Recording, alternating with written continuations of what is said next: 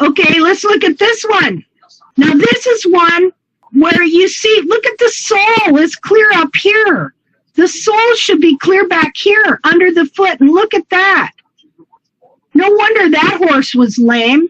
How many horses have died, had to be put down, had irreparable damage due to what man teaches about the foot and what he doesn't know about the foot? And is there really any excuse for why they don't know this? There is no excuse except for pride and tradition. They take their traditions and their pride over the truth. And if you've talked to enough farriers, you know that's true.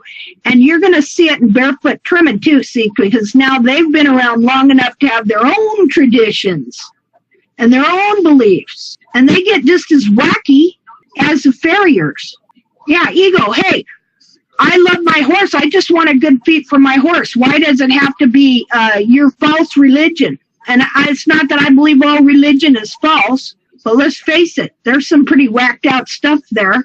And you get to talking to some of these farriers and some of these barefoot people, and they get as weirded out and as odd and as strange as some people that are in like a cult.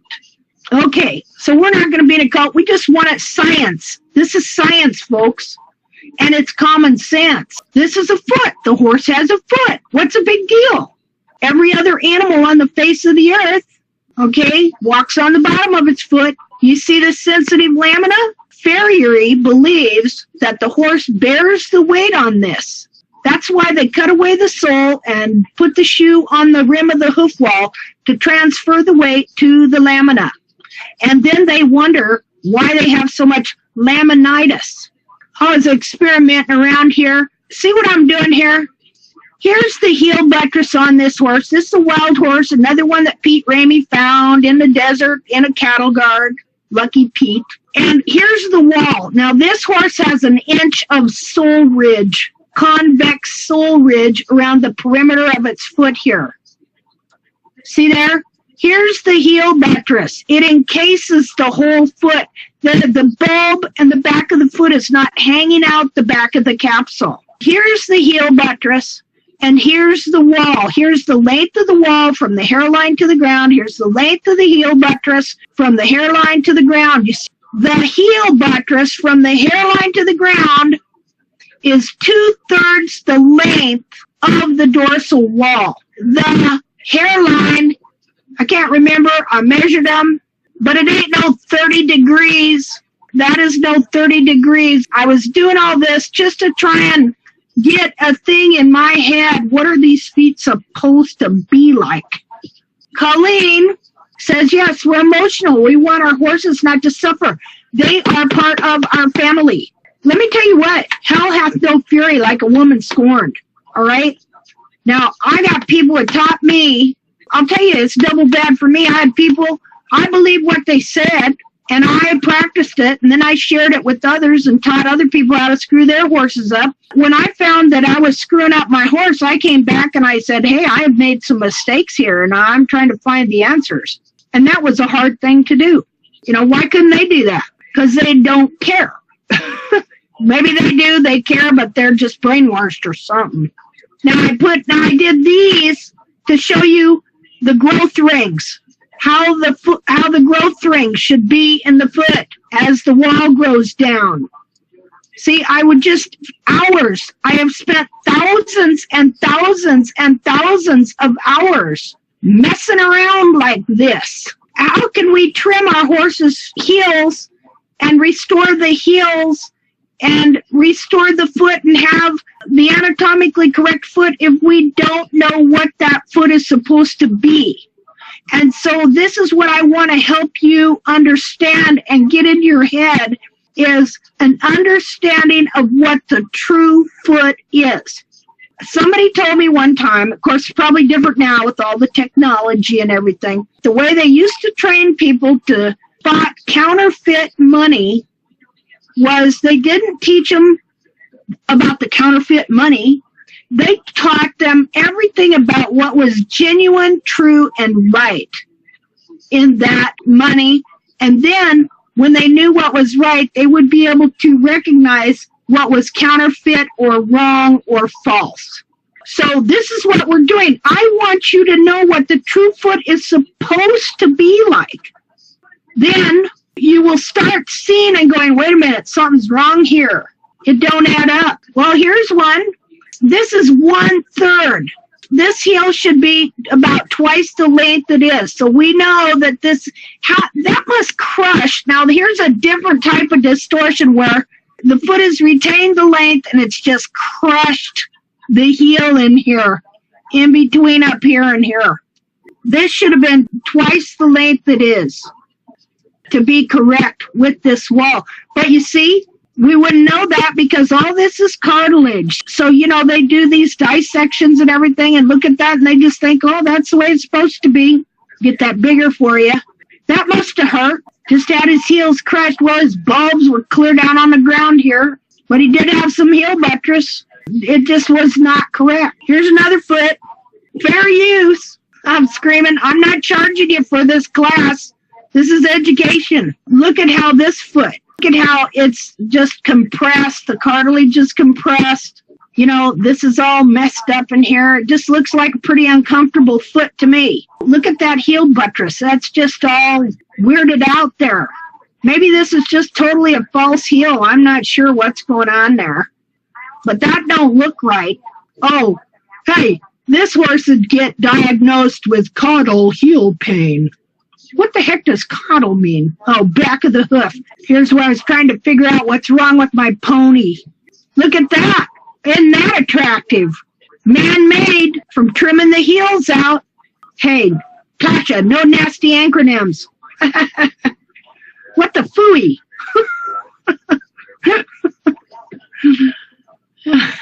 Yeah, I want to say worse than that when I see stuff like that. See, when you know the truth, but see, the truth is, too, that they have no idea what they're looking at. It does look swollen. This is all the bulb. The bulbs have been really pulled down and forced, all the cartilage forced down, everything. The heels are totally trimmed out. This is sidewall way in front of the heel. How must the heels of that shoe must hurt? That just shows you the difference there. Those 2 feet. Here I had 3 different kinds of feet. This one is often taken as a healthy foot right here. Wild horse foot, either one of those. Shelley says, did you know that many barefooters are now putting shoes on their clients' horses? Yeah, because they can't get them sound. And then they blame it on what the horse is eating. They got people getting everything. Pea gravel. There ain't no amount of pea gravel it's going to help any of this that they're doing to the feet.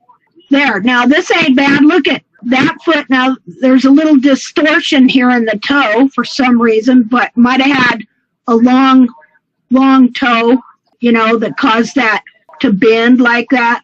The coronary band is relatively decent here, and the heel was pretty good. There, that looks sore.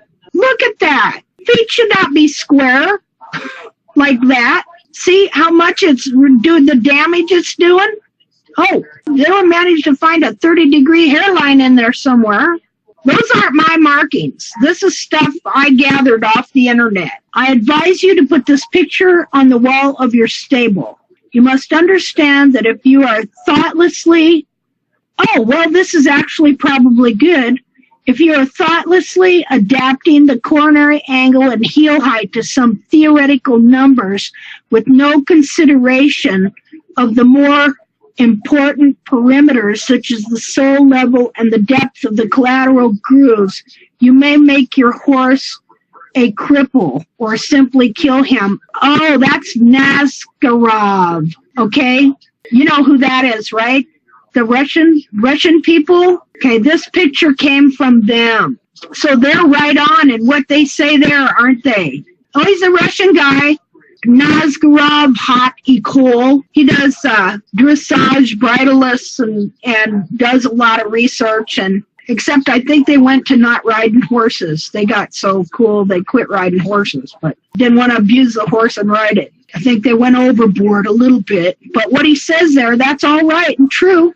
That's great. That's awesome. Again, this is a picture I got off the internet. Well, here's another one. See how the coronary band has been pulled down. This horse had no heel, and then the heel was crushed and pushed forward. Look at this, how that's been pulled down there again. Okay, look at the heel buttress. This is a dissection I did where I took and I transposed it onto the wild horse foot to show that all horses have the same foot. They may be different in size, a little bit in width, maybe a little bit in angle, but look, see how it fit on there. This was Toby. There's another inner foot. See, they got a foot. Look at the heels. Now, look, see the depth of the heel? The hoof capsule has to have depth from the wall, the heel buttress, and the bar for this heel to fit in it. And as I said, I can show you hoof capsules that I've taken off that have different depths where the heels were trimmed out and they lose this connection in here. You can trim it right out of the foot. So that totally, look, from here forward, that's one big chunk of heel buttress. That stabilizes that whole hoof wall. So when you trim it out, the hoof wall is not stable. Well, there's a foal's hoof. That baby has a foot. It's not just a coffin bone with parts. Okay, that's a dissection I did. That's where I was holding up that 30-degree. See the black line? That's the 30-degree hairline angle. I was holding that up to see how it would compare with the dissected foot, and it don't. I mean, what would I have to do to make that foot to be that deformed? See, most I could get out of these was 20-degree hairline. See there? Here's where I did that again to try and figure out how long should the heel be from the hairline to the ground. And again, what this one, I guess I come up with about half on that one. Sometimes I come up with 2/3, sometimes half. I was just trying to figure it out. Again, this is how you see it's all cartilage back there. You see how it can be manipulated. Okay, this is a dissection I did. Right here is the true apex of the frog, and they've done a lot of studies on the length from here to the end of the coffin bone, about how far it is. And from here, here's your coffin bone right here. This shows you how thick the sole corium is past the coffin bone. You see that? That is cartilage. This sole corium, this piece that is connected to this bone, is cartilage, and it's very firm, hard cartilage. I mean, it's movable, but it's not mushy. Okay? So your coffin bone ends here. Your sole corium ends here. From here to here is about an inch. So I add an inch and a half so that your sole, you can get, this horse did not have much sole here in the toe, okay? If he would have had enough sole, you come up here about another half an inch, and that's where the white line, if he had decent sole, would end, right here. But I try and give you enough room for your average size horse, an inch and a half from the true apex of the frog to where the white line should end. May not end there, but that's about where it should end. These are just general measurements to try and help you when you trim, to try and get you in the general vicinity of the anatomy. And then as you learn the anatomy, you will start recognizing the sole ridge in the toe, and you will start seeing the signs of the inner foot underneath this sole here. Okay, this is just, foot going into a capsule there.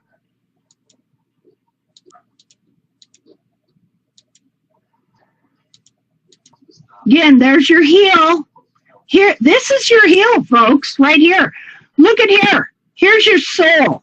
You see that sole there? Your bar comes down here. This is the back of the heel. The heel buttress grows from here. Here, this turns into your bar right here, but right in here is sole. Now, the bar mapping is so that you don't let your bar grow up here and lay over this sole here. And again, this is all convex sole ridge. So you want a nice sole platform in the back of your heel. You don't want wall or bar or nothing growing over the top of this, see? You want it to produce nice sole tubules and have a nice platform for your horse to land on. That's why we do the bar mapping. This mapping is anatomical mapping. They do this in medicine. And in the study of the human anatomy, they will map different things on the body. Linda, could you talk about how you can tell the frog from the periopal, or is the only way to soak the foot? It's a different consistency, for one thing. And when you understand where the periopal skin should be and where it shouldn't be, but then again, you have distorted feet, so the periopal can really stretch. Ultimately, the periopal should not be any wider than your thumb. But when the heels are trimmed out, the periopal stretches. I'll show you how much it stretches, except for right in the center where the frog stay is, which is frog, but on each side of the bulb, well, the frog stay is just totally pulled out of the foot. See, that's the frog stay. It's clear down here. There is no more frog stay. See how weird that is? I couldn't figure out why that was splitting around like that. This is all periopal skin, and there is no frog, and there is no frog stay up here at all. It's clear down here. This should have heels going clear up to into here. Here you can see the bulbs are just sticking out the back. I don't know how good you can see this. These pictures aren't that good, but he had teeny tiny feet. He's a big horse. That's a trimmed out foot, no heel. This is sidewall. This is not heel buttress. See there? How weird is that? Okay, these bulbs should be clear up here. And this is his frog stay. It's totally trimmed out and split out of the foot. I could show you current. The hairline is clear up here now. Before, the hairline was clear down here. This is his frog stay now. It's clear up into here. Now the heels look short, but in truth they're not. From here to here is 1 3/4 inches. This is where finally I got rid of my asymmetrical foot. See, his foot is starting to fit into the hoof capsule and in the heel. He's still got a little bit of bulb out right here. But this heel buttress is going to grow up more, and finally, this part here won't even be there, I don't think. I don't know. Encapsulate the foot. Okay, so what does Claire say? I wanted to tell you that my horses are now up to 5 weeks with no heel trim. I went out for a ride this morning, riding one and leading the other. George, who I rode, is a thoroughbred. Okay. And 4 weeks ago, he was lying around the paddock as he was so sore after his last professional trim. Today, he wanted to gallop with me on him, which he has never been keen to do. I have owned him for about 9 years. So pleased to have found you, Linda. That's great news, okay? That is great. So it's 8 o'clock, but I can still go for another half hour. So have you learned a little more about the heels and the inner foot? That has helped you to get a better picture? Awesome. That's great. Okay, so I'm going to go to the forum